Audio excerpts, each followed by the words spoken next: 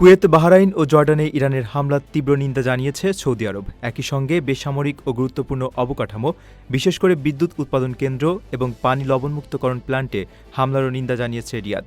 Saudi পররাষ্ট্র মন্ত্রণালয়ের এক বিবৃতিতে বলা হয়, কুয়েত, বাহরাইন ও জর্ডানের বিরুদ্ধে ইরানের ধারাবাহিক হামলার ঘটনায় সৌদি আরব গভীর উদ্বেগ প্রকাশ করছে এবং এসব ঘটনার জবাবে সংশ্লিষ্ট দেশগুলো যে পদক্ষেপ নিয়েছে তার প্রতি পূর্ণ সমর্থন জানাচ্ছে। বিবৃতিতে সৌদি আরব অবিলম্বে সব ধরনের সামরিক উত্তেজনা বন্ধের আহ্বান জানিয়ে বলেছে, আঞ্চলিক নিরাপত্তা, স্থিতিশীলতা এবং জনগণের সুরক্ষা নিশ্চিত করতে সংঘাত আরও বিস্তার রোধ করা জরুরি। এদিকে যুক্তরাষ্ট্রের হামলা অব্যাহত থাকায় উপসাগরীয় অঞ্চলের জ্বালানি, পানি পরিশোধন ও লবণাক্ত পানি বিশুদ্ধকরণ স্থাপনাগুলোতেও হামলার পরিধি বাড়ানোর পরিকল্পনা বাস্তবায়ন শুরু করেছে ইরান।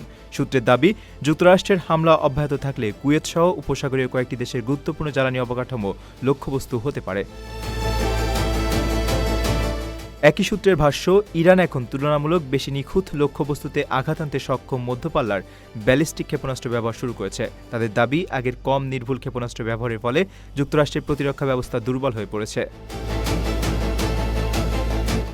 আপনার স্বপ্নগুলো আকাশ ছুবে প্রবাসীর হেলিকপ্টারের মাধ্যমে। বিয়ে, জন্মদিন অথবা যে কোনো বিশেষ প্রয়োজনে হেলিকপ্টার ভাড়া করতে যোগাযোগ করুন স্ক্রিনে দেয়া নাম্বারে। প্রবাসীর হেলিকপ্টার, নিরাপদ ও সাশ্রয়ী বাহনের বিশ্বস্ত নাম।